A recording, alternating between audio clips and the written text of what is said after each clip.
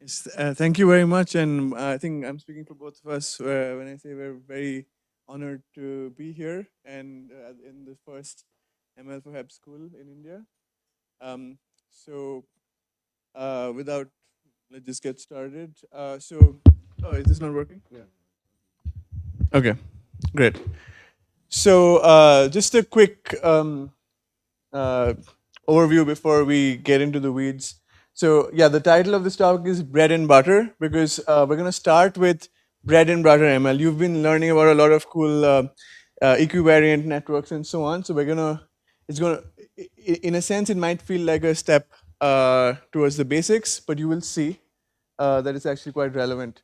So the way some of us think about learning about machine learning is you can think of three axes. So one axis is where you learn about the architecture.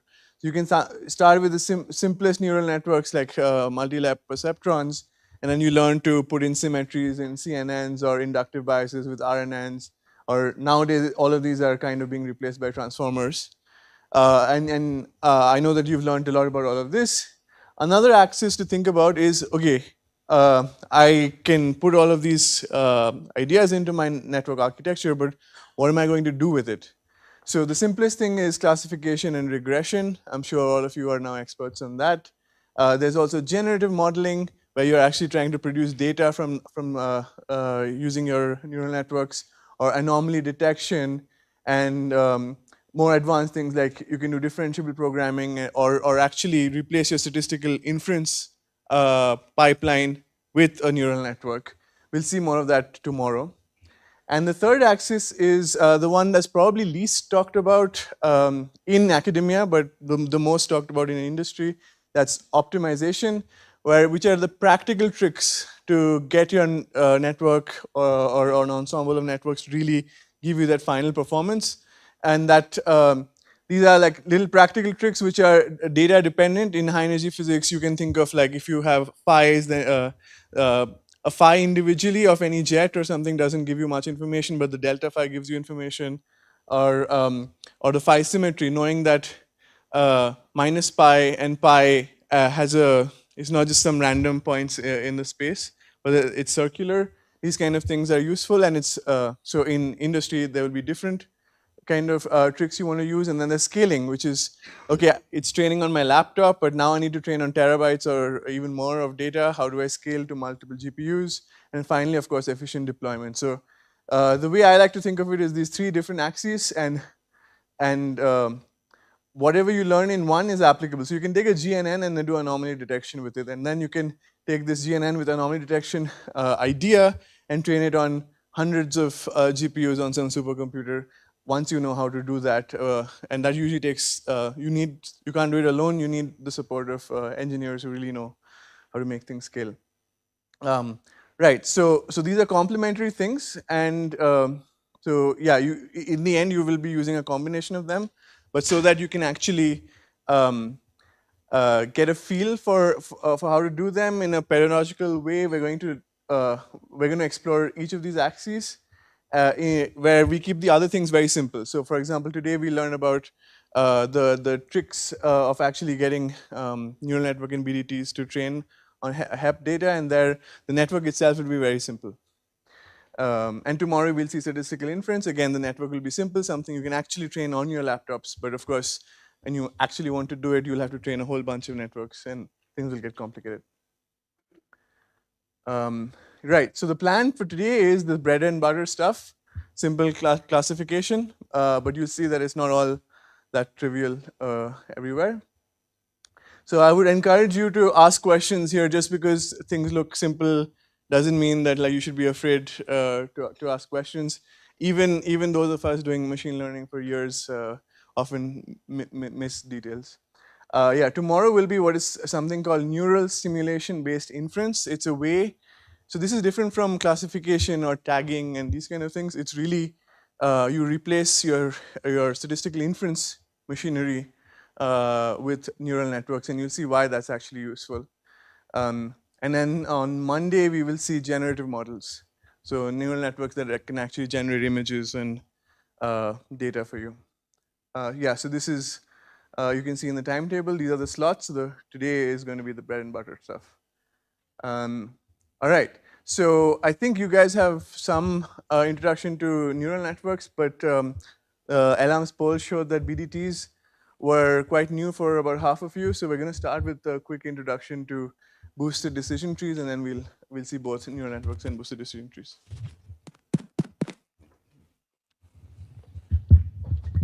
Okay, so let's get started with the decision trees first. We asked a question on the Slack channel, and we got to know that many of you are familiar with BDTs and other sort of decision trees, but many of you are also not familiar. So we thought it might be good to kind of explain a little bit so that we are all on the same page. And later, like after 15 to 20 minutes, we'll be doing an exercise all together. So we'll see how in practice that actually works. So decision tree first, if you just intuitively think what a decision tree is, it's a simple program of nested sequence of if and else decision based on the features and splitting rules. So if you take an example here, let's say the question is, do I go to beach or do I stay home and watch a movie? So this kind of answer to these kind of questions can depend on many different things. One situation, it could always depend then, okay, if if the weather, how is the weather is like, right? If it's raining, then you probably don't want to go outside. If you stay home and do whatever. And then if it's sunny outside, then you probably should go to the beach. So that's that. Here it comes. You ask a question based on such a certain situation. You make a decision. So that's like a very simple example of a decision. Just a decision. This is not a tree even. Like it's just a one decision node. So when we talk about the tree, it has a tree-like structure. Like it's a data structure that most of you have already seen because you have been doing graph neural network, which has the tree-like data structure. So we start with the root node. So all the decision tree will start with the root node where you make the first split, and then eventually you make more splits depending on further questions. So you first ask a question, split, then ask another question, again split. And those subsequent nodes are called decision nodes. And at some point you stop, and that stopping node would be, terminal node, or people also call leaf node. So now these are like just the definition of what I just said. Node is a place where you pick an attribute and ask a question. So in our case, we are all doing particle physics or astrophysics data set, dealing with particle physics or astrophysics problems. So you can ask questions like mass is greater than something, charges, 0, non-zero, energy, those kind of things. So you can ask the question, and based on the question you split. Then leaves are the terminal nodes, and you can do, with the decision tree, you can do classification as well as regression. For today's tutorial, we are going to do a classification problem, but there's no specific association of decision tree with the classification. You could do also regression. And often people call it regression tree, but it's the same decision tree. Yeah.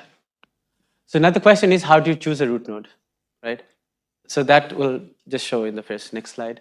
So because you need to find the first node. Like there could be like 10 different attributes in your problem. Now you need to choose which attribute should be the first one. That you don't choose yourself by hand, but all these programs that they kind of optimize and they do it to yourself. Yeah. Root node is the first place where you ask the first question. Let's say you first want to split based on the energy. Then you do the subsequent things. The learning of the decision tree, so there are two important key factors, quantities we need to know, entropy or gimme impurity, and the other thing is information gain. The formulas are written here, like entropy, I think all of you have seen somewhere or the other. It's P log P, and you take a summation over all the different states. You can call it like all the different states, but these are all different classes for classification task.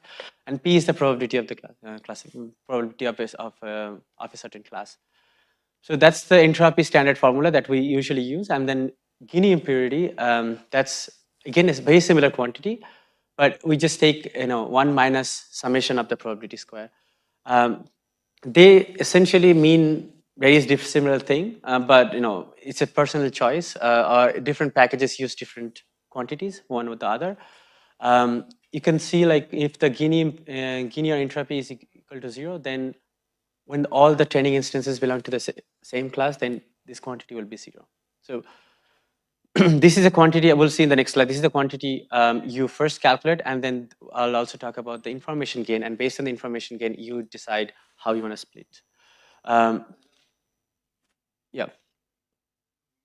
Yeah.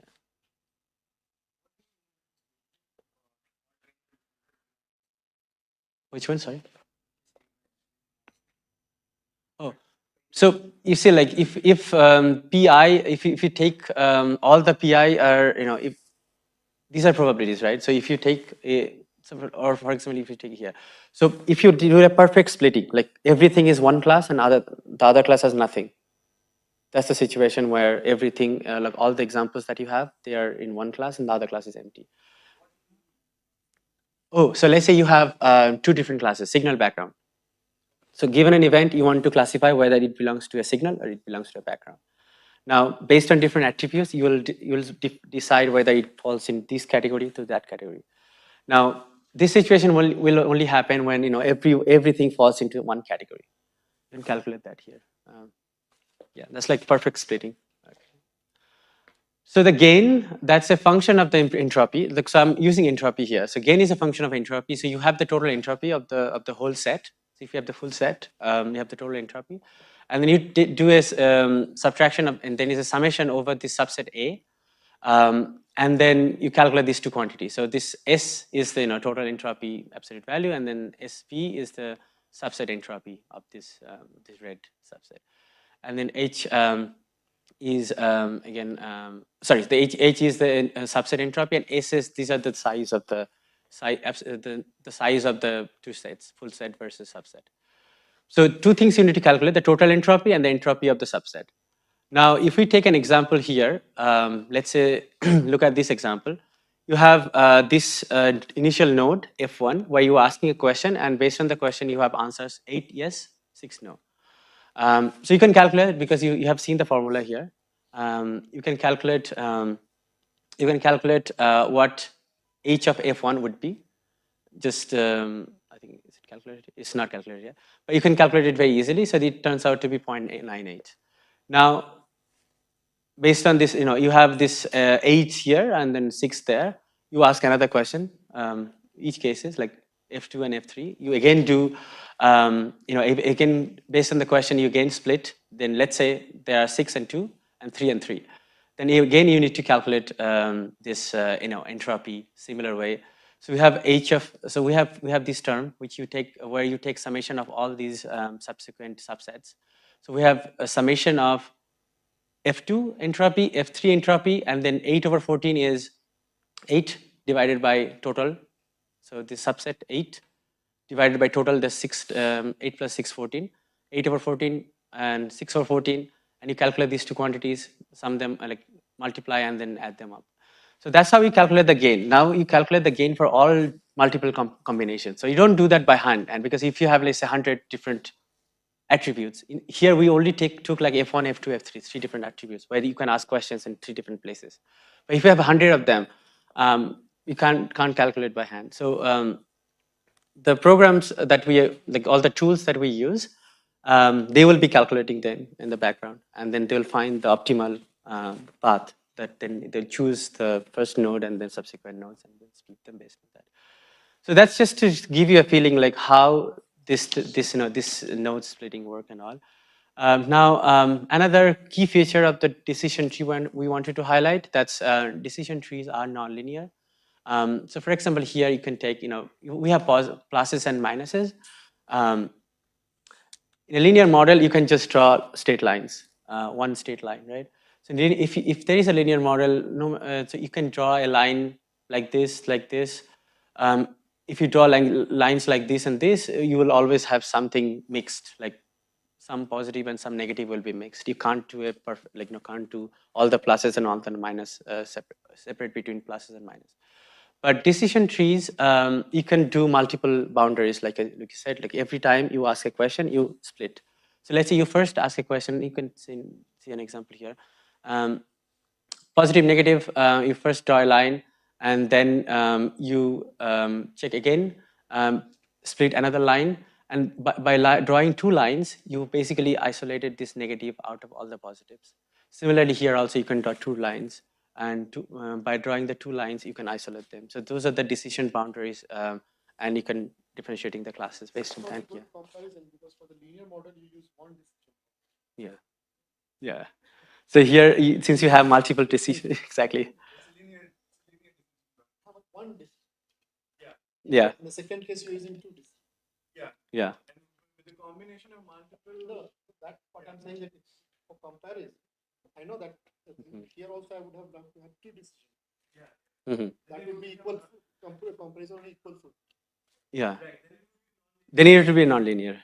It's a combination of two linear. Yeah. So that's one thing to notice. Like you can do that.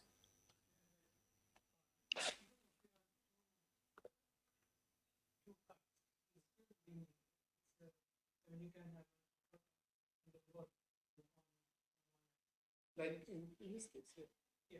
So as long as you are dividing the set of string, It's still linear. That's what I'm. Yeah, but Because in a single sigmoid, basically it finds one decision bound. Yeah. In 2D, it's just a line. So that's what I'm saying. Here you're using two lines. If I use two lines, concept is understood, but I'm saying that this is slightly. But the boundary is non-linear, right? I mean, like, the boundary. Here also boundary will be non-linear if I'm giving two decisions. Two decision boundary if you give me, I'll always make. Yeah, that's also true. Yeah, we are comparing with a very linear single decision. That's only complaint. Okay, no, Yeah. you can approximate a non-linear. non-linear. Yeah, that's the next slide, but the highlight was slightly different. For example, like if we have this kind of situation where if you have a simple linear SVM, kind of any simple linear model, you can draw a line, right? You can draw a line, and that separates things quite nicely. It's just one line. But here in decision tree, you cannot just draw a diagonal line. You always divide based on, since we have two things here. In the cardinal direction. Yeah, you start splitting based on this cardinal directions, and then based on that, you make this very complicated boundary, which is just overcomplication of things. That's like one aside of the BDTs because or the decision trees because they are axis aligned. So these are some features, but in practice we don't really use decision trees as they are. So we usually use a combination of decision trees, which we call ensemble. So it's an aggregate of. So the main idea here is that we start combining multiple learners. And often what we have seen that we get better predictions when we have multiple learners compared to a one base learner. I will show you in the next slide one particular technique where there are some assumptions taken. So there are many different techniques which are drawn here. Simple techniques like max voting, you have multiple different ways of let's say classification, and you do a maximum voting. Then weighted average, just normal average. Then we can advanced techniques like slacking, bending, bagging, boosting. We're not going to talk about all of them, but we're going to talk about boosting very briefly, and then we will use boosted decision trees in the tutorial later. Also, like later on, you can have a look at these slides and click here, the link. There's some image, like animation image of random forest. That's like one of the other methods of trees. So the boosting, that's the B of the BDT, boosted decision tree. So boosted, the main core idea here is that boosting combines weak learners. So that assumption has to be very strongly emphasized, like the learners, individual decision trees has to be weak. So they should not be very strong, like very deep and very dense, no? So they should be weak, and then we are combining multiple weak learners here. And the idea here is that combining multiple weak learners, they actually turn out to be a strong learner. It's a sequential process, as you can see here in the boosting. So you start, you have the sample, you train one learner, based on that you train other one, then next one, and next one, that it follows. It's a sequential process. So another technique which is called bagging, which is in parallel. So you have the samples and you split it, and then multiple learners, multiple trees, you can say, multiple decision trees get trained at the same time, and then you combine them in some way. So we're going to use boosted decision trees. Here, there's another cartoon diagram to show this particular way of gradient boosting. So what exactly we do here? We have to start with, we have this training sample, X and Y, let's say, the training features and the target variables. And then we have a tree one. It predicts something. It will predict, and the prediction, it's a weak learner, so the prediction will be not up to the point. So we take a residual difference between the prediction and the true values that you expect, and then you feed that residual to the second tree, the second learner, and it again tries to predict something, and then you again calculate the residual, and then it keeps going like that, and you try to minimize this residual. You want to make it 0, so you try to, yeah. How do you do? How do you calculate residual for a classification problem? So, so here we have class level 0, 1, and how do you do it for classification? How do you calculate the residuals for a classification problem? Yeah. Yeah. So some of them with the signal, some of them with the background can have. We can have it. Yeah. So we can do that. Yeah, that's true. So let's say we have. You can take my. Yeah. So we have 5 signals and 10 backgrounds, and then you predict something. Like first tree will predict something, right? Like 2 or 10, like 5, 10. It will say like 7 and something. So you take the difference between them, and then you want to make it to 5 and 10 at the end of the day, because 2 levels you know.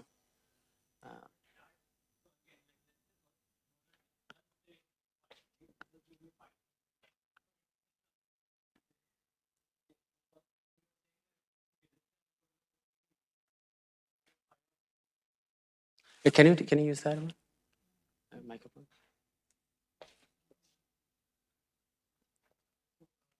You have total of 15 events, and you pass it to the first tree, and the tree tells you that okay, there are 5 signals in this ensemble, and there are 10 backgrounds in the ensemble.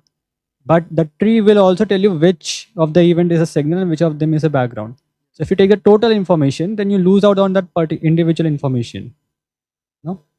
What do you mean by individual? So let's say even if the tree misclassifies 5 of the backgrounds as signal and it misclassifies 5 of the signals as backgrounds, you by the definition of your residual, the tree is again doing very well. No? No. So from what I understood from your definition, it's that okay, if you have 15 events and you have 5 signals and 10 backgrounds, and the model also predicts 5 signals and 10 backgrounds, then your residual is 0. No, you'll not do it that way. Okay. You'll do it in a way where it makes difference. For example, how many true label versus how many false. Okay. One has to do, because the truth information is there. It's a supervised.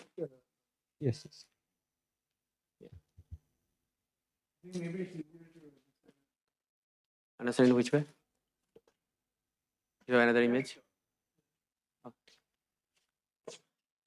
So I'm going to explain adder boost instead, which is easier to understand.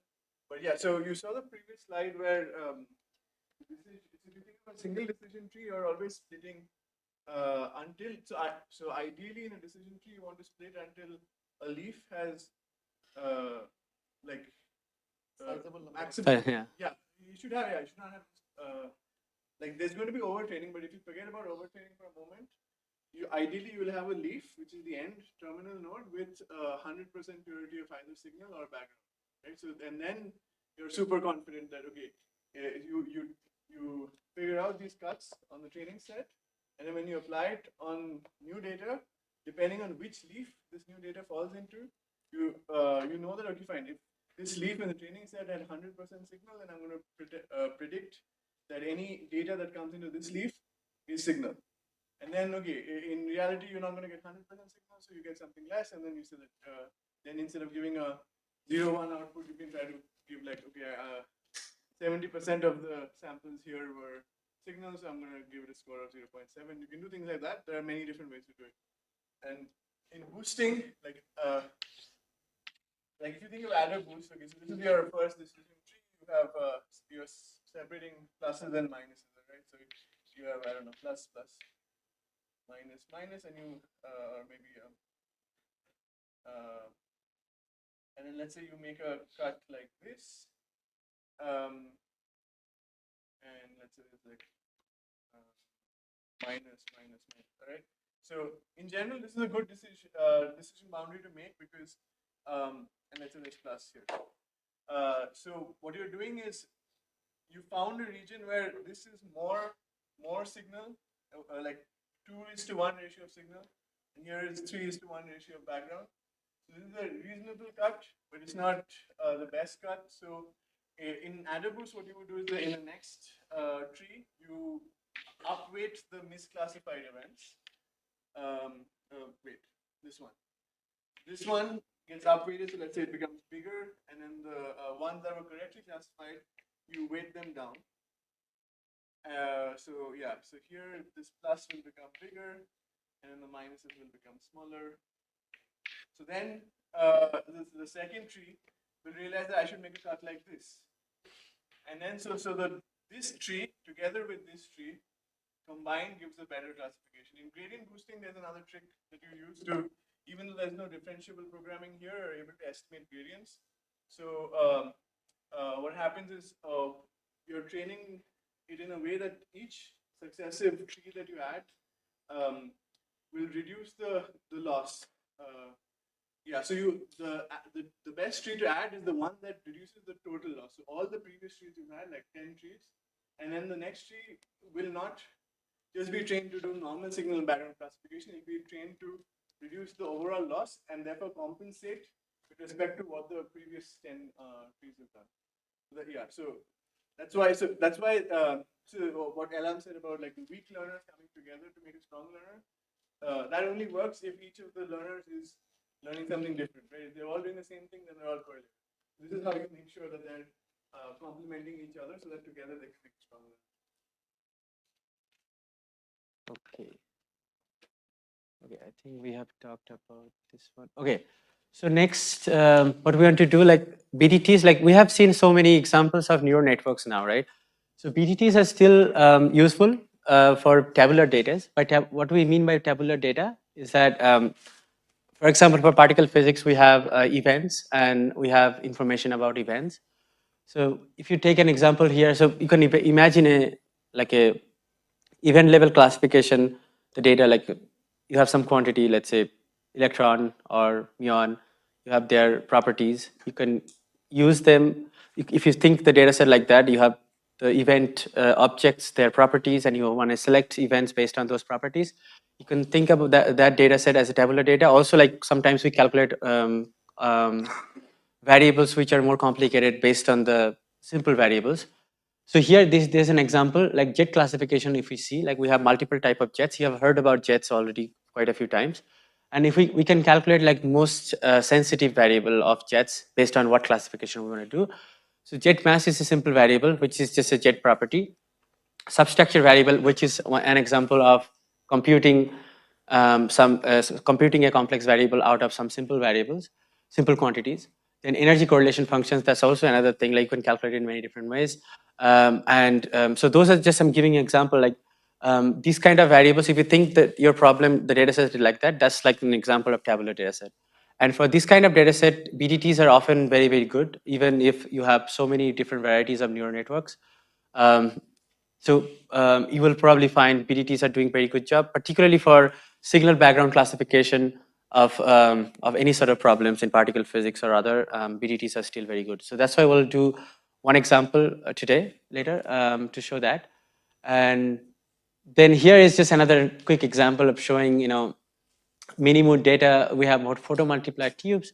We have this is electron neutrino, this is a muon neutrino associated with the electron.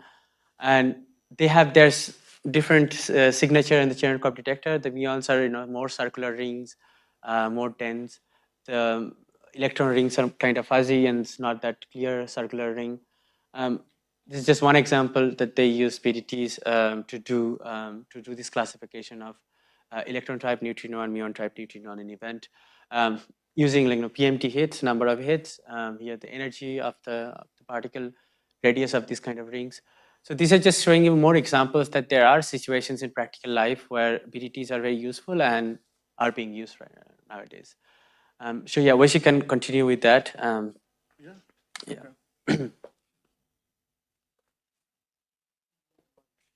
Yeah. You can, yeah, this works. Right. Can you hear me? Yeah. Yeah, this works. Yeah. Okay. Right. Yeah. There's, of course, the famous one was, now it's quite old. 2012, we had the first Higgs ML challenge. It was on Kaggle. At the time, it was the largest challenge. If you haven't heard of challenges, it's quite common in the machine learning world to pose a problem. Say, this is a problem we have. We don't know how to solve it. Or we do, but we expect you guys to be able to solve it better. And then you pose the challenge, and then anyone from all over the world can participate, come up with an algorithm. It doesn't have to be an ML algorithm, but usually ML algorithms win.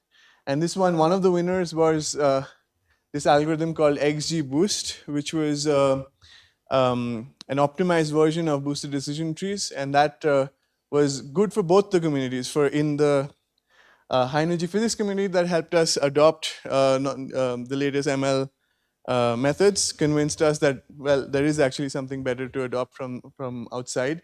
And from them, that this was really the challenge that brought XGBoost to the forefront. And then up until recently, there have been lots of challenges where, like, you can use all kinds of fancy neural networks, and then the winner is XGBoost, which trains in like a few minutes. So it's like a really powerful algorithm. And there are some other applications here of BDTs in science. So today, what are the cutting edge packages out there? The XGBoost that I talked about is still very, very popular, and they are adopting the latest tricks to make things even faster. So it's engineered especially for speed and parallelization, even on like if you have GPUs, it can parallelize on the GPUs. And the neat trick it has is it does regularization for you. So even even when you don't realize it, it'll like realize that if it's going too deep or something, it can automatically prune its own trees. So pruning is when you drop the last few leaves. So you realize that, okay, I've learned this splitting from the training data set, but it's such a fine cut that's like finding some weird phase space that is not going to generalize to a bigger problem. It's something peculiar to the training set. So it's smart about not overtraining. So it can do things like that. The big problem in using this in HEP is it cannot handle negative weights. And we have, if you're going to do NLO simulations and stuff, you're going to have events with negative weights. And often people will either just flip them and make them positive or cut them out of the training data set. You can do all of these things, and things still work, but I personally much prefer LightGBM. It's a newer method. It's backed by Microsoft, but it is open source. And shockingly, it's even faster than XGBoost. It's like 5 times faster, and it's specifically made to scale to massive data sets. So like if you have like terabytes of data that you want to train on, LightGBM will scale much better than any other boosted decision tree algorithm out there. And it does some very, very clever pre-processing. So you can have like hundreds of features, and it'll cleverly find correlations between them and then group them together so that it can, again, scale not just in terms of number of data points, but also the number of features. And the very nice thing is it handles negative weights and treats them in a way that makes sense for us. So a negative signal is kind of treated like a background in a way that it will compensate and learn the correct phase space. And it knows how to handle categorical variables. So just to get an idea, how many of you are confident what a categorical variable means? Okay, good. Okay, so I'm sure the rest of you are also are like 70% sure. But these are things that these are variables that may not necessarily have a numerical interpretation. So if those of you who are in Atlas or CMS, I guess, you'll see that sometimes you have a variable labeled 0, 1, 2, which means like GGF region, vector boson fusion region, or VH region. But it's not like if GGF is 1 and VBF is 0, that GGF is greater than VBF, right? That there is no ordering. This is just a way for us to categorize things. And if you give that kind of a variable directly to a BDT, it's going to try to make a cut, which means it'll try to say that, okay, I'm going to make a cut at 0.5, and everything above, which is VBF, VH, whatever, is in one category, and it's not necessarily the smart thing to do. And so LightGBM knows that. So if you tell it that this feature is a categorical variable, then it'll treat it differently while making cuts. So that's quite nice. Then there's something called CatBoost, which is specifically optimized for these kind of categorical variables. If your data set is full of categorical variables, you might want to try CatBoost. Otherwise, it's usually not that popular compared to these two. And I think I will, at this point, happily go on record and recommend not to ever use TMVA. It's full of bugs and it's super slow. If I have previously done a tutorial where I started training on TMVA, and while it's training, I did took the data out of root and trained an XGBoost model, and then had results before TMVA had results. So yeah, I think at this point, there's very, very rare instances where you would want to use TMVA.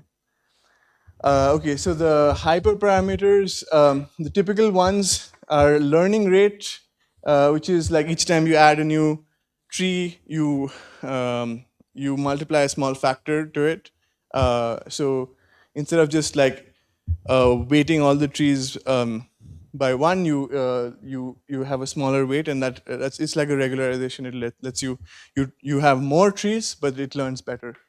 Another is like bin size. So these modern BDT algorithms often will histogram the variables before they do the cuts, so that they're not trying infinite different cuts. And so the smaller the bin size, the more cuts they will try. So that's something you can play around with, and then the way they treat categorical variables and so on. So there are many of these hyperparameters. The very nice thing is that with these LightGBM or XGBoost, you don't really have to do too much hyperparameter tuning. They've been optimized in a way to work well out of the box. I mean, BDTs in general work well out of the box, and then these ones are particularly so. But yeah, this is a screenshot from the LightGBM handbook that suggests like what kind of hyperparameters to play around with if you want better accuracy versus dealing with overfitting and so on. So these hyperparameters back in the day used to be the same regardless of which package you use, but nowadays it's changed because each package is engineered differently. So for example, in LightGBM, you don't touch the number of trees at all, whereas in TMVA, that was one of the main things you play around with. All right. Another thing that in our community we really care about is feature importance. So you have this machine learning model. It's learned to do very good classification. But you want to understand, like, what has it learned? Has it learned something that's unphysical or something strange? And so often what people look at is BDTs give you feature importances. And by default, what it looks at is it looks at the features that have been used to make these cuts in the decision trees. And if a feature has been used, one feature has been used more times than another feature for cuts, then that gets a higher importance. But of course, you can think of situations where that might go wrong. Maybe one feature one was used just one time and it gave a dramatic improvement in classification, and another one was used 5 times with like a percentage improvement. So actually the first one, even though it was used only one time, was more important. And so then you can weight it by something called gain, which Elham talked about earlier. But all of these have limitations, and one of the nice modern ways of using feature importance is called permutation importance. So here you take a trained classifier, and the good thing is it works not just on BDTs, but now you can get feature importances from your neural networks as well, which you couldn't earlier. And so you take the trained network, you don't train it again, you just shuffle one of the features. So let's say this is your data set. What you're going to do is, if you want to find out the importance of this feature, you shuffle the values within your data set. So effectively, you're erasing that information from your data set. Right? It's different from just setting them as 0, because 0 has a meaning, whereas shuffling them really just keeps the same statistical, the marginal remains the same, but the information is lost. And then you apply that on the network. You apply the classifier on this data set, and you see how your performance drops. So yeah.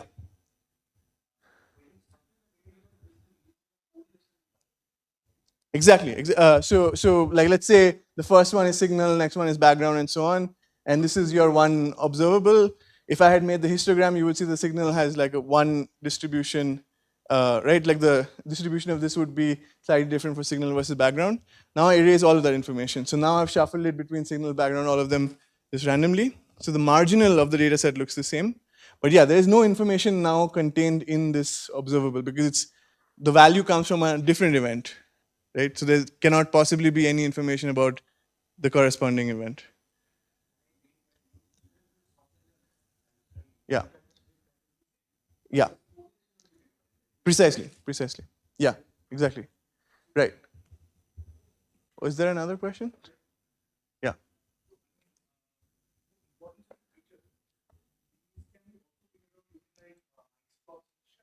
Shapley, yeah. There are many different ways of finding importance, and none of them is like a bulletproof way to do it. So Shapley values are also very popular. It's another way to find the sensitivity of your model, and it'll give you nice interpretable results. If you care about individual events, it's very interesting. So Shapley value will tell you like that this event has been classified as a signal because of this feature, like mostly because of this feature and less because of this feature. And if I change this value, it would shift. But if you're looking at data set distributions, often permutation importance is more interesting. This is a matter of opinion. This is not a fact.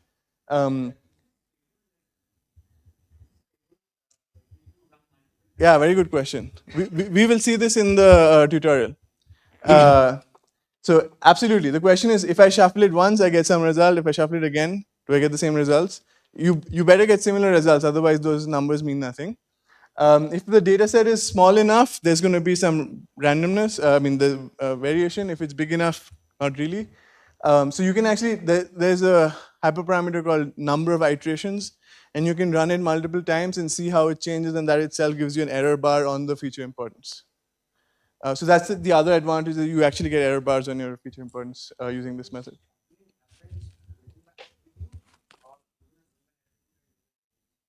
Right, yeah, it's one feature between different events. It's not very intuitive. Yeah, you're actually copying the feature, like the PT of one event, PT of jet one for one event, and putting it in another event. Yeah, yeah. It's not intuitive at all. But hopefully the why we're doing this is clear. This is the best way to erase information without biasing the network. Like, yeah, it's passing wrong information, but not in a like it's in a random way. So what you're saying is that if on average, so how? Yeah. Yes. Yeah, the distribution remains the same, but individual completely gone. Right. By doing this, you're seeing if I were to remove this PT information and still do classification, how would the performance drop?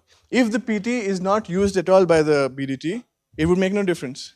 So let's say your metric for performance is the significance of discovery, right? S over square root of B.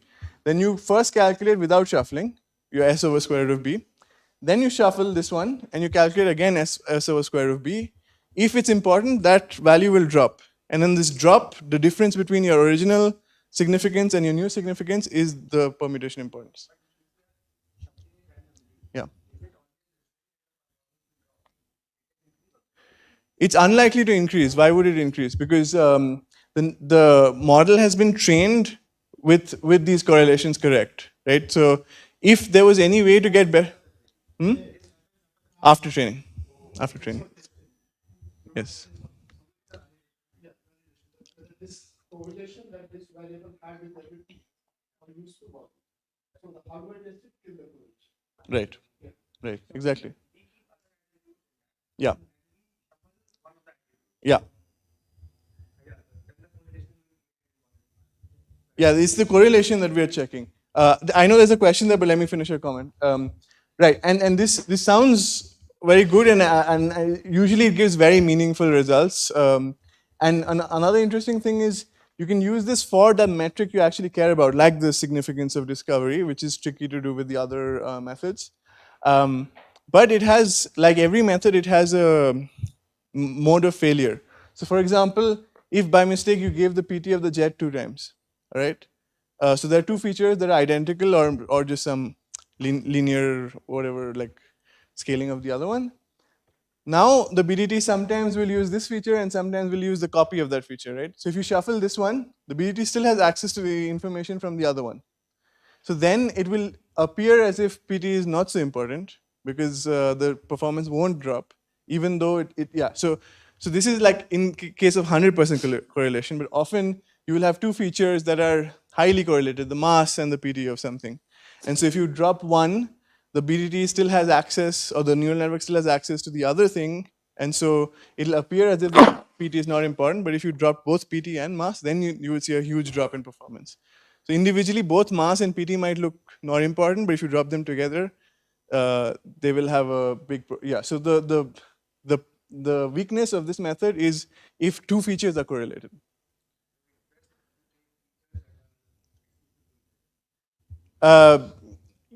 It's generally useful, but if you for whatever reason you want to train it with correlated features, that's fine. Just keep that in mind when you're doing the permutation importance. Yeah. Yeah.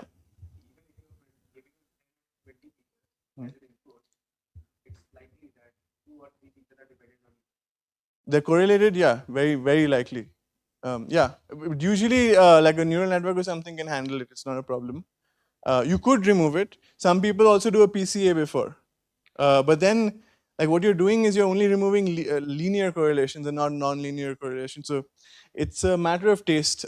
Some people like to give everything, and some people like to remove correlations and give a smaller feature set. There are pluses and minuses. There was a question here.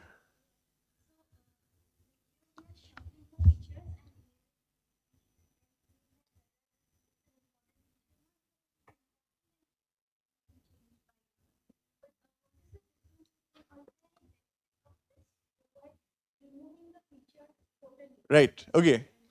So what is the advantage between dropping the feature and doing it again? So if you were to drop this feature, you would have to train the network from scratch, right? For a BDT, you can do this because it takes a few seconds to train a BDT.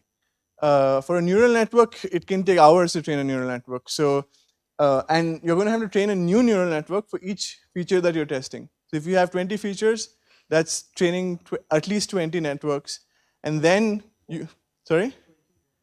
Rest 21. And not even that, right? Then you want to make sure that your results are stable, so you multiply that by 10. So it's just very expensive. Whereas this, you can take a trained neural network and do this. It's very cheap. Okay, there was another question somewhere. Yeah. Hmm.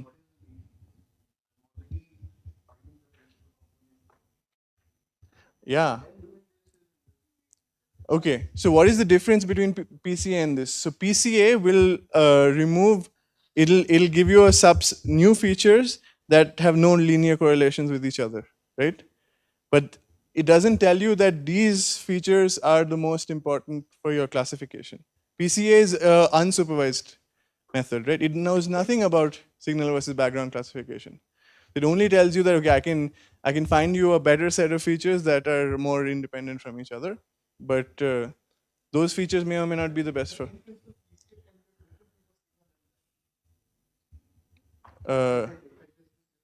Yeah, but how will you do that on data? Like on, yeah, so you could like construct, you could use PCA to construct features from signal background, combine them. Hmm. Hmm. Hmm. Sure.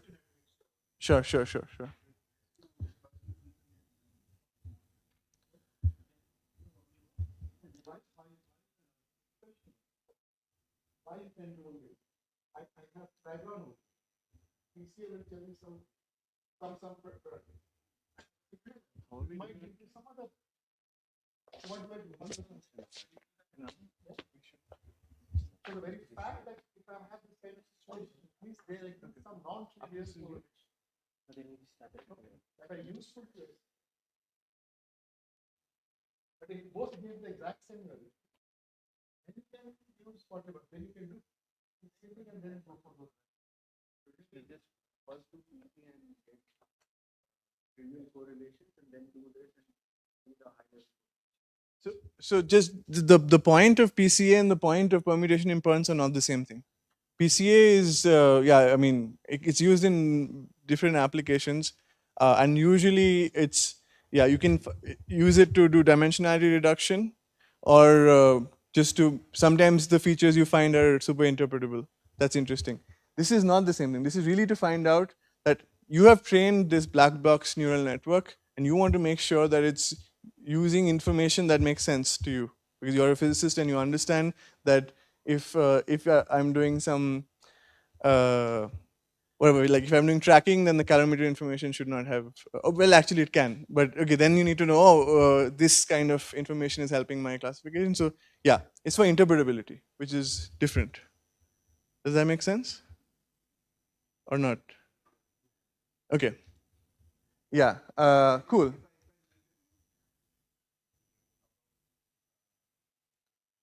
Yeah.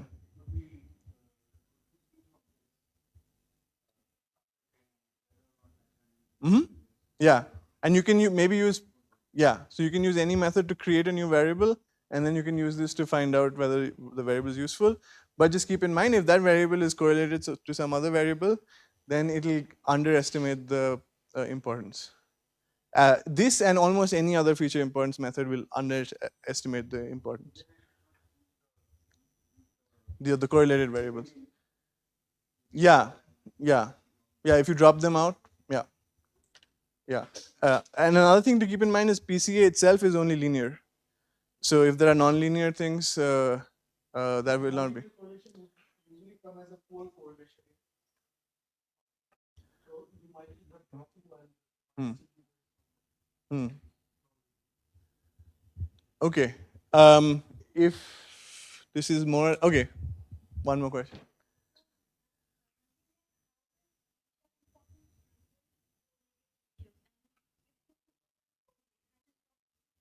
Yeah. Yeah, this is a problem. I give you touching upon this. Yeah, if features are correlated, so every feature importance method, it's an algorithm that you shouldn't treat as a black box. The algorithm is relevant, and depending on the algorithm, the feature importances will change. And if two features are correlated, most of these kind of post-processing tests will underestimate the importance, because if two features are giving me the same information, if I drop one, I can still access it from the other one. So especially models like random forest, which are trained trained to not just get all the information from one feature, but diversify, they will know how to get the same information from two features. So it will be underestimated. So this is something to keep in mind. And that's why we look at correlation plots and stuff when we do our studies, at least inside the experiment.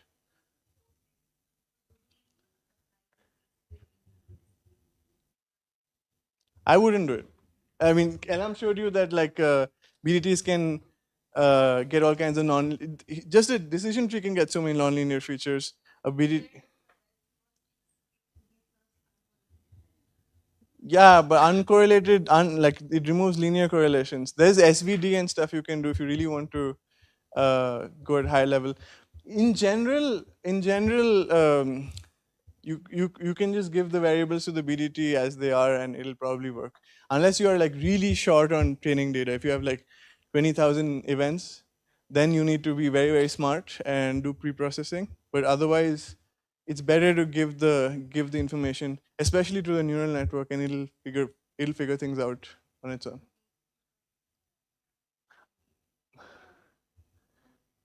PCA I wouldn't.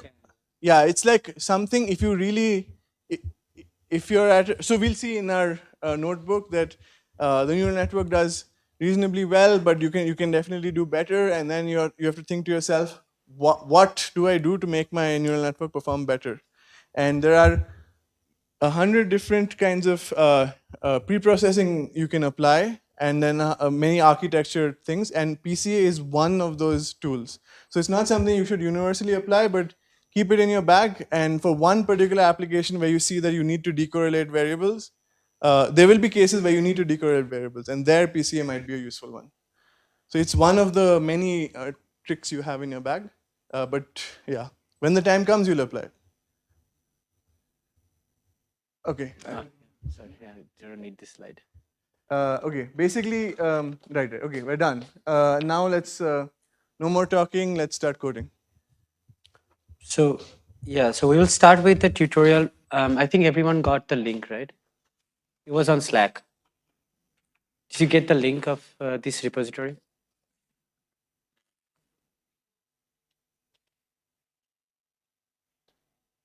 Should be this. I posted it on Slack.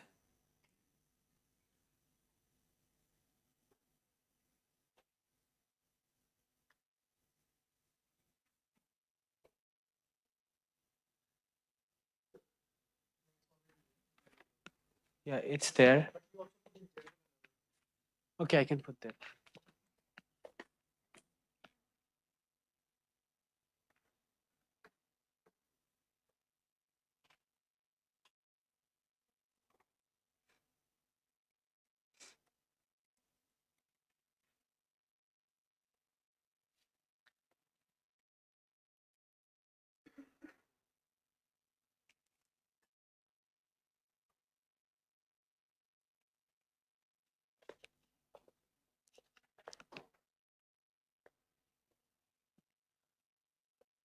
So if you go to that directory, you should check it out, first of all. If you go to that directory, there are 3 folders. For today, we are going to do Higgs classification. And with the BGT and neural network, we'll start with the BGT.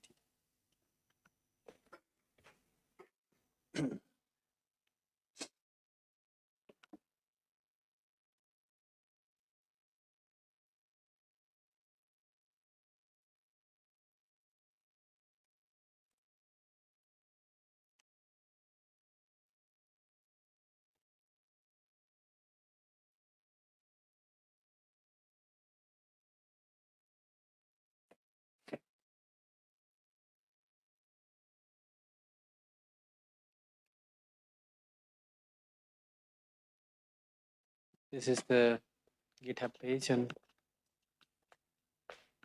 everyone got it? Who didn't get it? Is there anyone who is still not there? Like, didn't downloading the dataset or the whole? Okay. I guess, yeah, git clone. Yeah, the data is there, so it might take slightly time. Few MB. Yeah. So we have 2 notebooks. Let me just let us just show you the.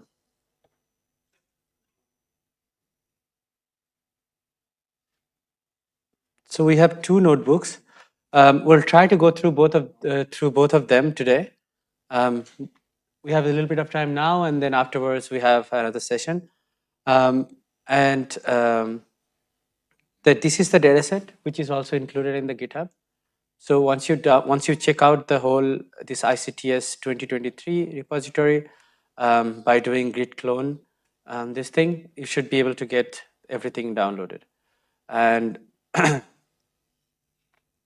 and regarding the environment, I already already sent a message yesterday just to check if you have everything installed or not. But we will figure it out. Like as we start doing the tutorial, if something is not available on your local environment, just install them on the fly.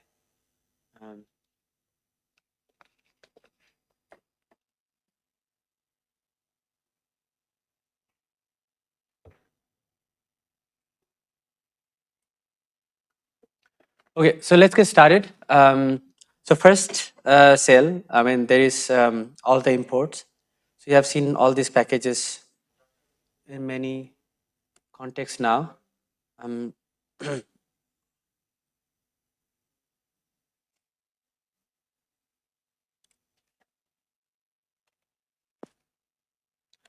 Yeah, first just run the 2 cells and just let me know, like, Just, can you show your hand? Like if there are people who are having trouble in terms of getting the environment running. Anyone?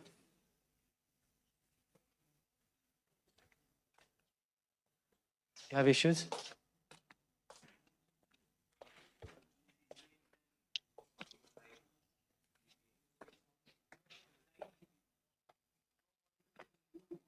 Did you install it? No, just install it then.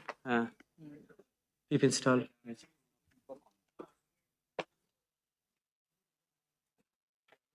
Install Light GBM. I'm doing it with XGBoost. I don't know what is problem with this Mac, but it's not installing. Okay.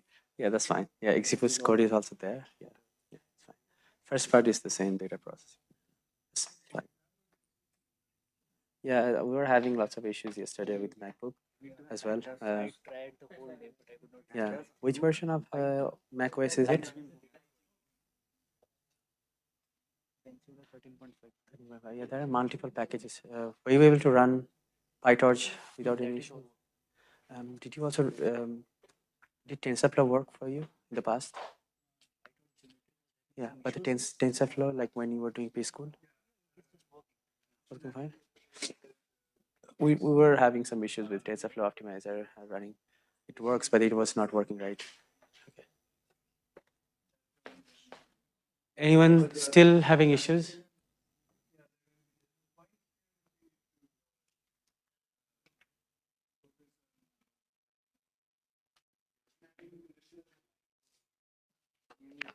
Did you try installing it? I have XGBoost before. So can I work with XGBoost? You can work with XGBoost, so then you have to go down to the later code because main part of the code is Light. But if you install IGBM, it's not installing.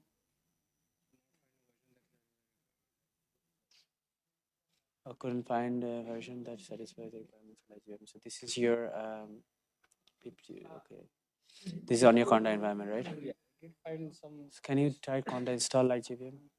Conda. I'm working in Python. Virtual environment. Okay, Python virtual environment that you created, or who created it?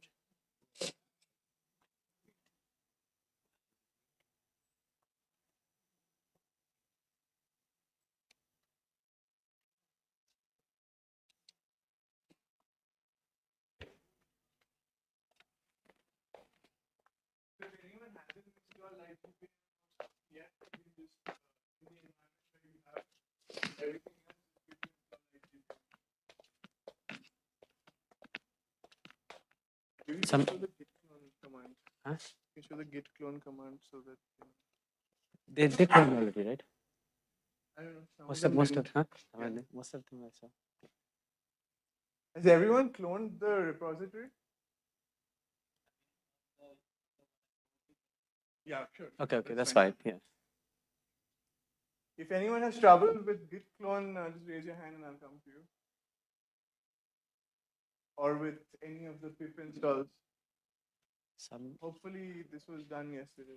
But Some laptops, yeah, they're having issues. Mac OS has some issues. Some Mac OS, they're not allowing them to install LightGB.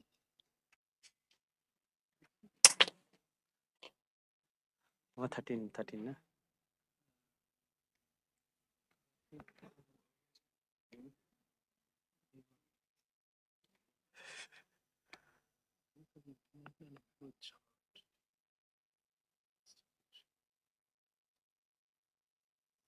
Mac OS উপরে আছে।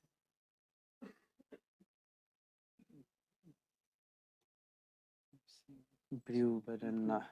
ওই যে brew আছে কিনা সেটা দেখতে হবে তো আবার।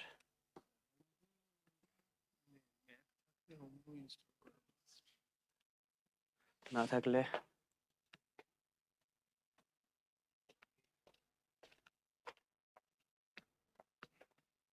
okay. So another option could be, did you try installing with Homebrew? No. It didn't No, it pre-installed. So actually they wanted another library for it to work like that. So ChatGPT and other stack exchange answers were giving me. Like you need to install some library for What is which one? What is the problem? so light GBM was not being installed in Are you on a Conda environment? Yeah.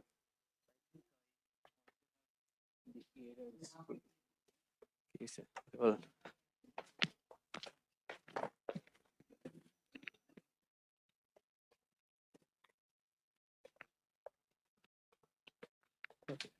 so while we are sorting out the issues, let's get going because most of you are already ready.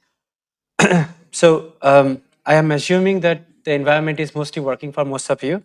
So next we're just getting the data set. So you have seen some examples already of uproot. So this is the root file that we're using. We are opening it using uproot, and then you are printing the class name inside this file. So we have a class called this tree event, and we are taking this tree event class basically, and then we'll print out everything and grab all the data set out of it. So we have a total 600,000 events inside that file you're opening, and it's a combination of signal, background, all everything together. And next, what we want to do, we want to just grab the data set, and also like there are some date time packages just to give this helps you to kind of monitor the time it takes to install to run and those kind of things. And so yeah, so it's again loading the file and printing the file, printing the number of events.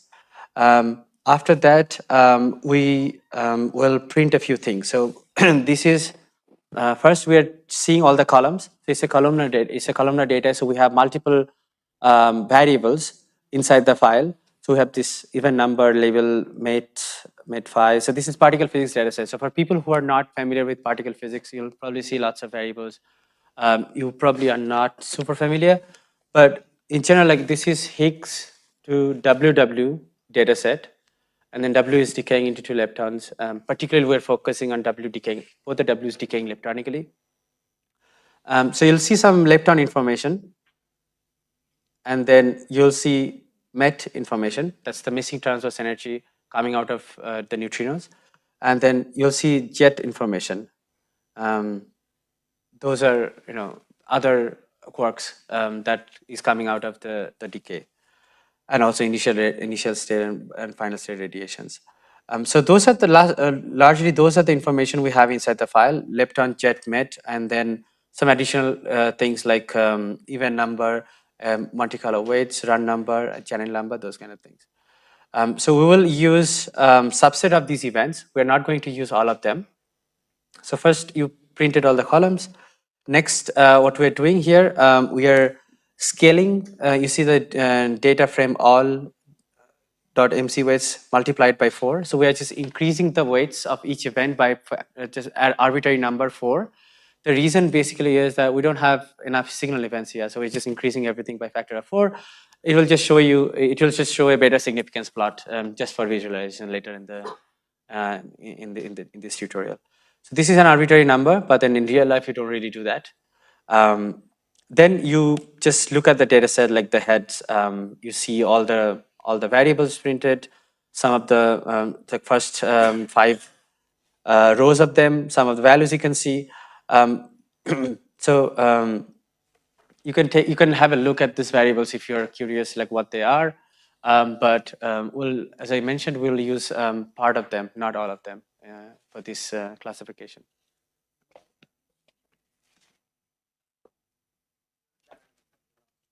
Hmm? Yeah, it's like it should be like decay channel. We're going to drop that. Yeah.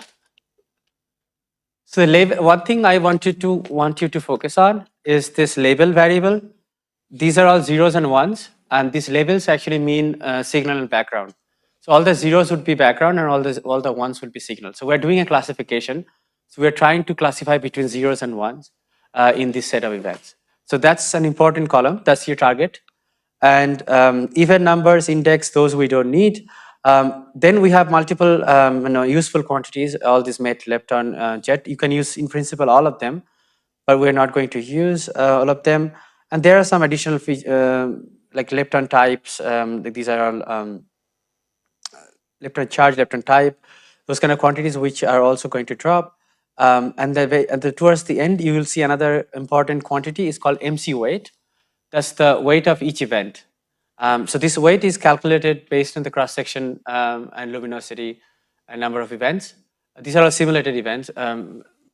Yeah, and this is from very early stage Atlas Open data. So it's no like the luminosity was pretty low. It's from 2012. So these are all scaled to that luminosity. So that's why like each event has because we have to also scale them based on their cross section. We have this MC weight. So at the end of the day, you need to use these weights in order to account for the right composition of signal and background.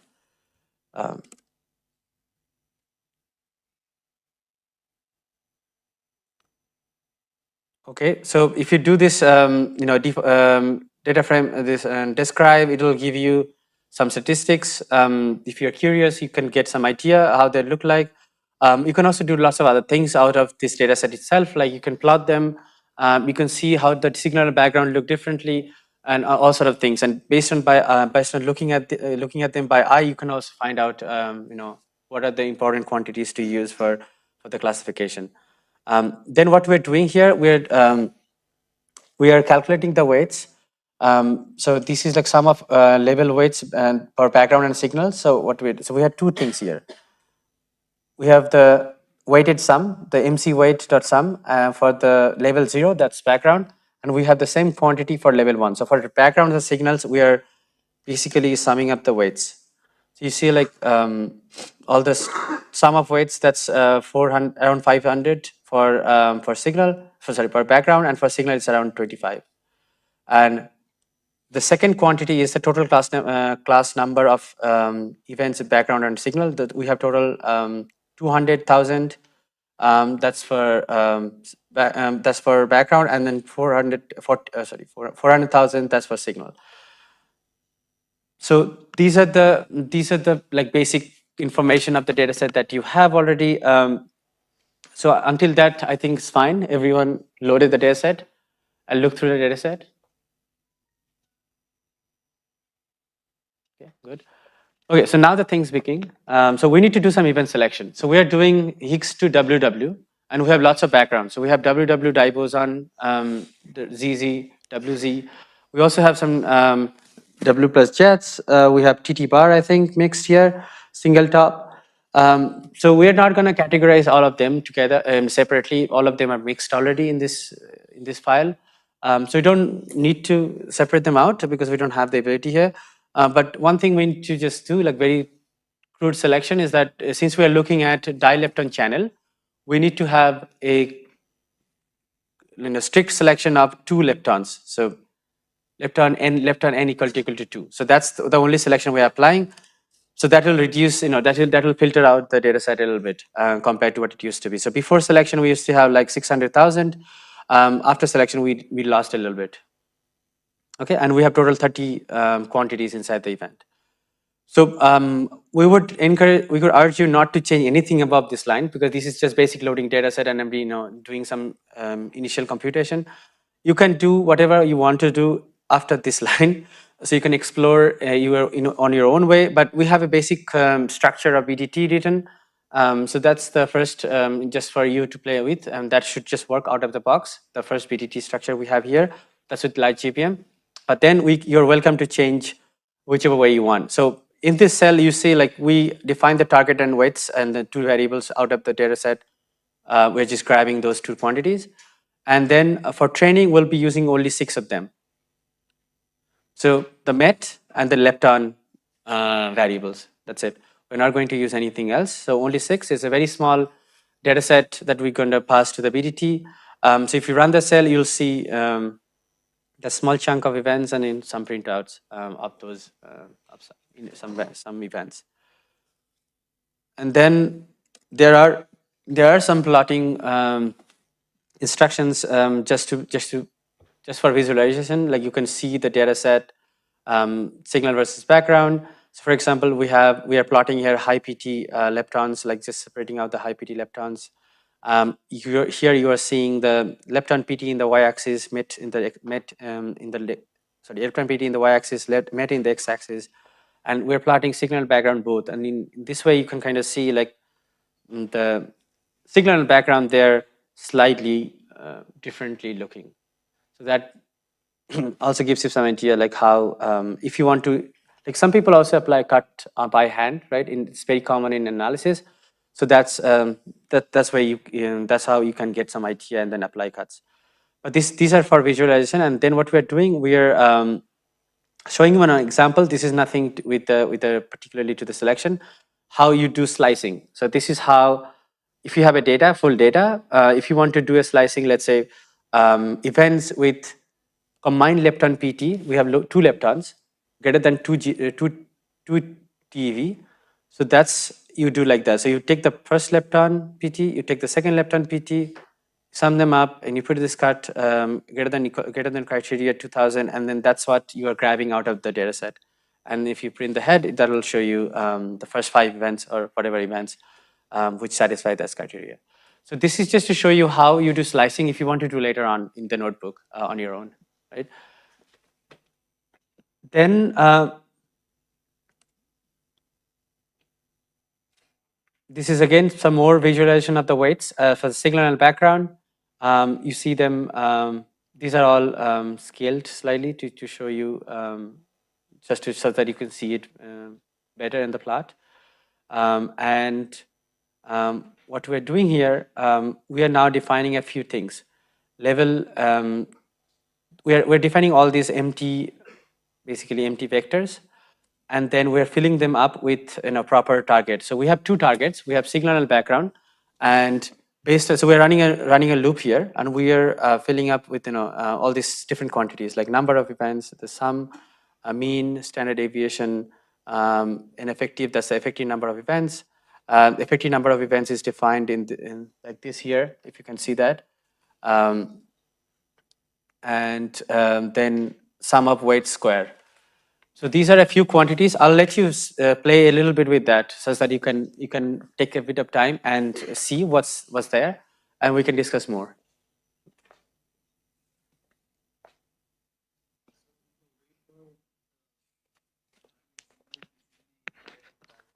What? Wait for the background. Much higher. Yeah. Much higher.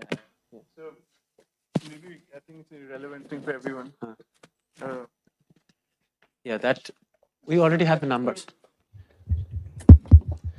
Yeah, of course, you see that the weights for the signal are much, much smaller, right, than the weights for the background. This is expected because when you do the simulation, you want enough stats for both. But in reality, your signal is going to have a much, much smaller cross-section than your background. This is usually the case in our field, unfortunately.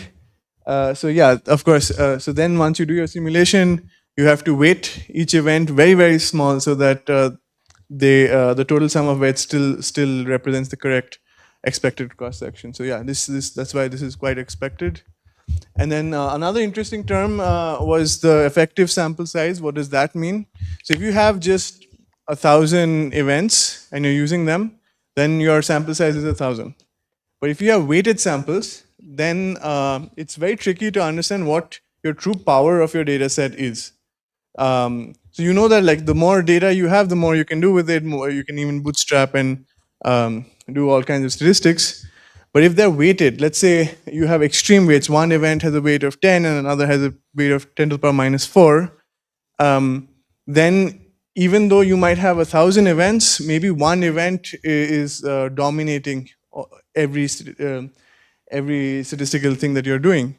And so your actual power might be just like your effective sample size might be 10 or something. And then if that were the case, you should absolutely not rely on this data set to tell you anything meaningful. So it's important sometimes to look at the effective sample size, and that's why we compute this thing. Yeah, that's one way to look at it. And I think in the bottom we compute it with, so the formula is usually, I think it's sum of weight squared divided by sum of weight squared divided by weights, sum of weight was square. Yeah. Square of weight. Yeah, and that gives you it. Okay, I don't remember the math, but that gives you an estimate for what is the true power of the data set. So if I had if I have a million samples with these weights, it would be equivalent to having how many samples with weights 1? Yeah, that's the that's the formula.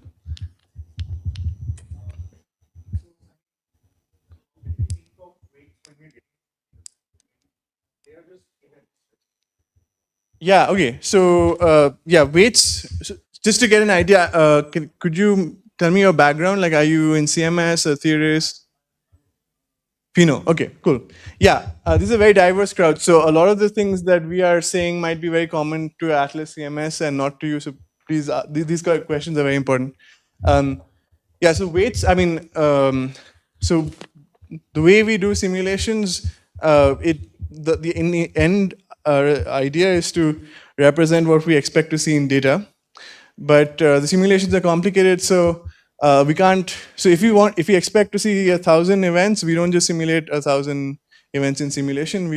We want much larger statistics. So the first thing is we will want to simulate 1,000,000 events, and each of them give them a small weight, so that the sum of weights should reflect the luminosity we expect, so the actual number of events. But we want to have more statistics so that we can do things like machine learning or we have all kinds of statistical like throwing toys and stuff, statistical tools that we use in an experiment for which we need more samples.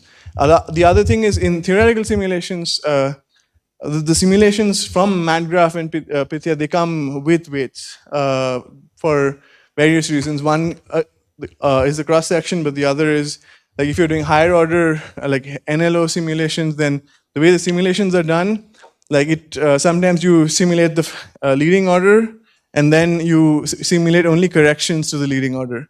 So sometimes you even have events with negative weights. So what it means is, let's say our leading order gives you 10 events in this phase space, and it's too much. So then we'll simulate a few events with negative weights, which compensates for that. Yeah. For this example, you can just think it very simplified, like Aishik mentioned. We didn't reuse any complicated weights here. All the events were generated, and then what we basically did is that there is a luminosity target, that meaning that much of events, that many events you expect, but you simulated something x, y, z. So what you really need to do, you need to scale down to that, and also like there is a cross section involved because each process. So you basically use the relation between luminosity cross section and a number of events, and scale them. So that scaling is used here for weights, and that's why signal events. It's a Higgs signal event. You really expect very small number of events out, and backgrounds. There are many different standard model backgrounds which you expect a lot to happen. That's why we saw the signal weights, like effective number of signals are actually very small compared to the number of backgrounds we have. But to start with, we have seen that the number of signals are actually quite high in the simulation. Yeah, so the number of signals were quite high to start with, like the raw number of events. If you see here in the printouts, I'm showing you. But then if you do a weighted calculation, then that's comparatively quite different. So that's just making it more realistic, basically. So let's we are running out of time, I think. But let's I still want to want you to just at least click. Yeah, click to the BDT part. So here we are calculating all this. Basically we're calculating the effective weights, and you see some printouts happening. You can pay attention to that later. And we're calculating this effective, the effective number of events for both. Well, maybe I should show you. So in events we had this and this, and this is what we get after doing this, after calculating the effective weights. And you see the effective weights actually compared to what we had, it decreased. This is what we expect because the weights are a fraction. So these are just multiplied by weights, some ratio of weights, basically the total number of events. So the effective numbers are calculated. After that, this is an option for you. If you want to extend, the number of features, you could do that. But you can see we have set it to false. So it is not going to work at the moment. But if you want to add more features, more variables to the BTT, you could do that. You could just make it true and then do it later. For now, just keep going and enter to the cells. And I want to get to the point where you're actually training the BTT. Okay, so there are some feature engineering. Probably I should also highlight that. So this feature engineering, what we're doing here, we are calculating. As engineer your own feature, we're showing you a way to calculate. How do you calculate like in a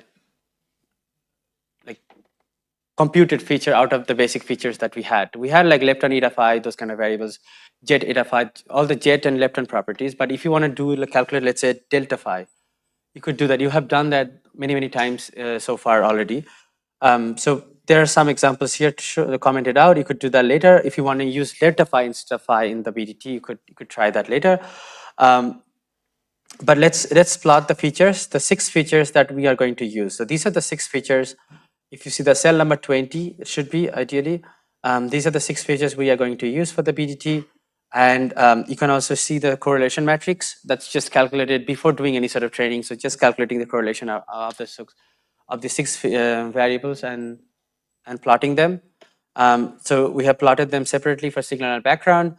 So I'm not going to go too much, but we can discuss about them whenever you have questions. But just wanted to go quickly through to the point where we're doing training. Test 10 split. Have you seen this function before? Test 10 split. Everyone? Okay. So this is a function from scikit-learn library, which is splitting the testing and training. Right? So we're using, just note, our size is we have chosen 0.75. We're splitting the X and Y. That's usually what people do. The features, the target. We're also splitting the weights because that's what we're going to use in the training. So 2 additional variables we're splitting. Okay, so that's there. Other than that, I think these are, you have seen a few times. We have the testing set and training set now separated out. And if you run this cell, it'll print out the size of the testing training set and their shapes.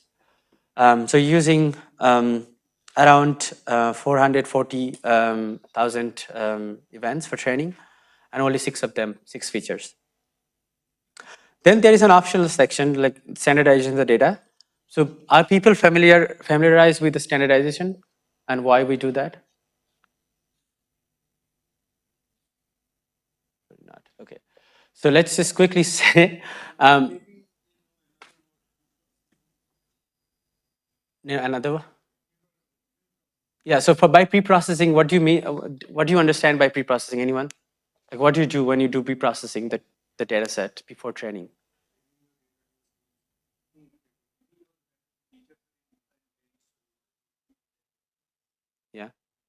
Yeah, that's, so if you see this equation, yeah, you see it, yeah.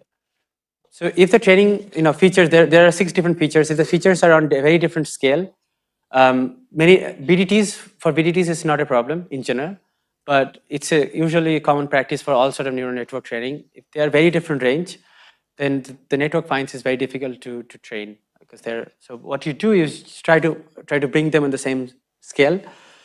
So one common practice is to do like a standardization, that's subtracting the mean and dividing by the standard deviation. So it just makes sure that the mean is 0 because you are subtracting mean from each and every data set you have for training. And it makes also sure that the standard deviation comes within 1. So we are doing that here using the scikit-learn library, standard scaler. And so we are using the training set to calculate the mean and standard deviation, that's the fit part, and then we are transforming it.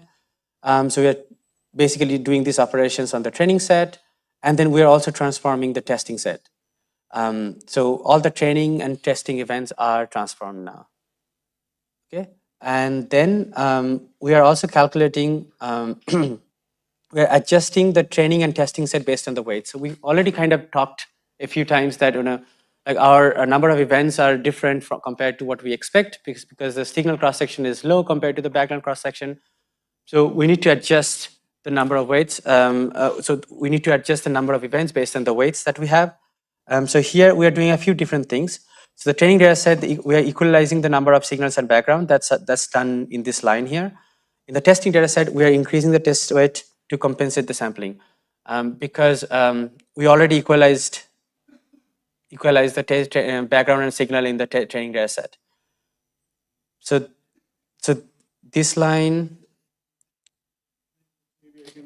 okay.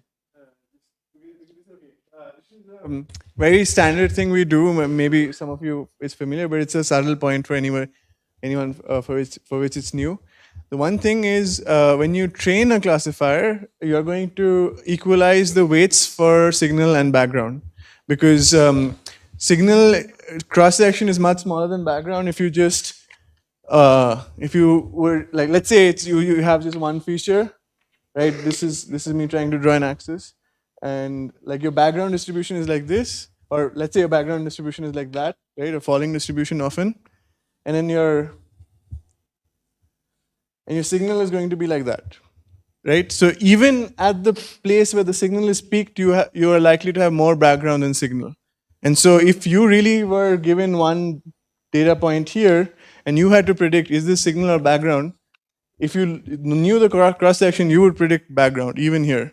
So in the end, we use the output of this classifier to do our statistical fits and so on. And it makes more sense to boost the signal to make it look like it's has a similar cross section to the background, just for training. When we then do our evaluations, we do it with the correct weights. So that's why you see these two things. For the training, we make the signal weights, sum of weights equal to the background sum of weights. But for testing, since we've split the data set, we've halved. So if you split it by 50-50 here, it's by 75. But 75. You're reducing the total number of expected events in the test set, right? So if you calculate your significance and stuff later on, you're calculating it on a smaller cross section than you wanted to. So then the second part is just to rescale it back to the original cross section you wanted. That's basically a 1 minus 0.75. And train size is 0.75. Okay, so if you run that, you see all the numbers. The total number, weights, signal background, and then for testing, you see that, and then for training, we just made them similar, so they are exactly the same. Now here's the main training part. It's a large like boosted decision tree. So it's very simple compared to a neural network training. So you don't really need to do too many lines of codes here. So one thing, we are using the Light GPM. So I think most of you are using Light GPM. If you're using XGBoost, it's very similar as well, and the code is in the bottom of the notebook. So you're initializing the Light GPM classifier, and I mean we're keeping track of the time, but you don't really need to because it's super fast. Then the only thing you need to do is just fit. Take the Light GPM object, and then you just fit it, basically the pointer, and fit it with the training and X training and target, and then the important part is that we are using the weights of all the events. So we're doing a weighted training. So that's the only difference. I think usually, like often, you might not do a weighted training, but for this case, like as we are saying again and again, we have signals and backgrounds which are slightly different weighted. So we are just passing the x and y is not enough. So we are passing these weights that you already calculated, that you already extracted from the data set, and you're passing it in the sample weight argument. So if you run that, it will do the training. And then once the training is done, you still have this Light GPM object here. What you could do, you could do predictions based on that. So let's just run it. It will run very quickly. But then after that, what it does is predict probability. So it's predicting the probability given the testing set. So once you have a trained decision tree, boosted decision tree here, next thing is to do, like, you predict you passing the testing set. So we're passing the testing set here, and that's the white predict. and we're just doing some, augmentation of the void predicts because of the shape. And then we are also doing the same thing for the testing set, because now you pass the training set to the GBM, and you calculate the prediction from the training set as well. So once you do that, the next thing is to plot the performance plots. Like some of the performances that's called ROC, or calculating the area under the curve. So here we are calculating. This area under the curve. I think most of you might be familiar with ROC curve. Anyone here who doesn't know what a ROC curve is?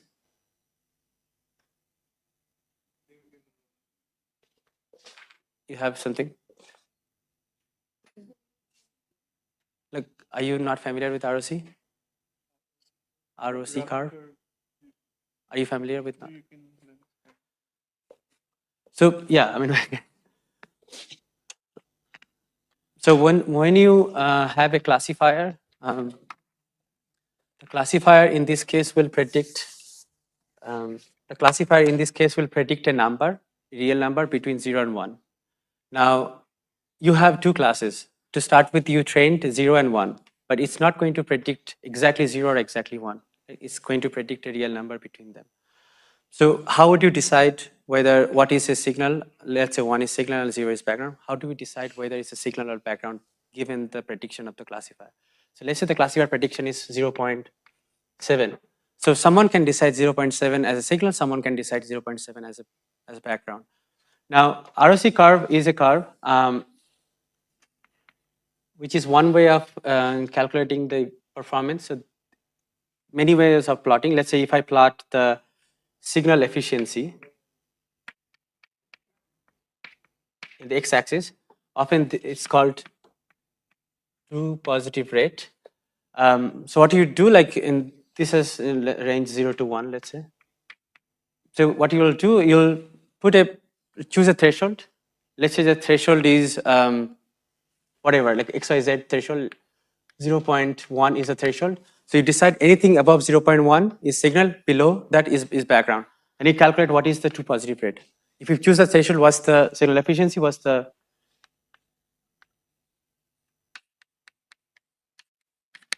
is false positive rate. So by having a threshold value, you get a point in this axis. Let's say you get here. Now you move the threshold, you get another point. So you keep doing that all the way up to 1. So often you get a plot, get a curve like this, something like this. Let's say this is 1 and this is 1. So it should, so often you get a plot like this. So, at some point you will have 100% efficiency, but then often like that also corresponds to you are losing a lot of, you're also predicting all the backgrounds as signal.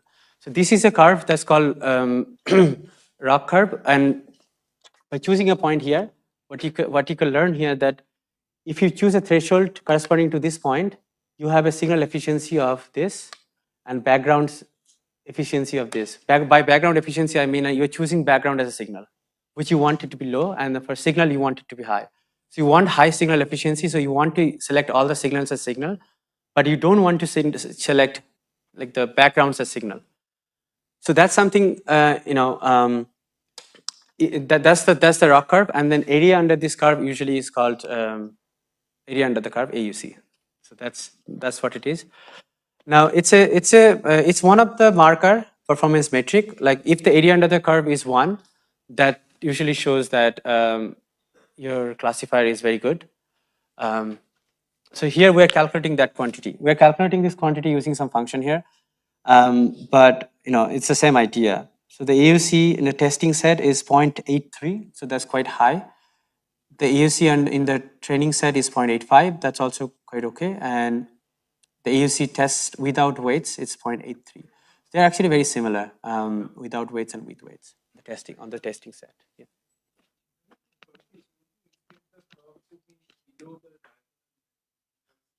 Yeah. So I think in this case it should be like this. I just turned some. In this case, it should be something like this.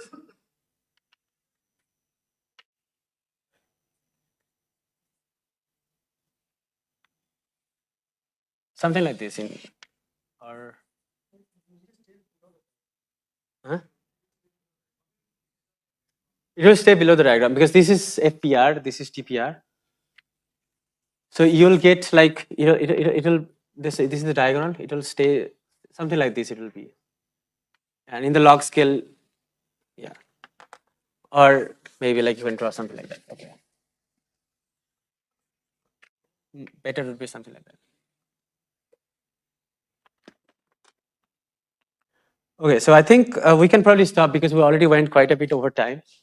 And you can come back and complete, and then we will also have a neural network, right?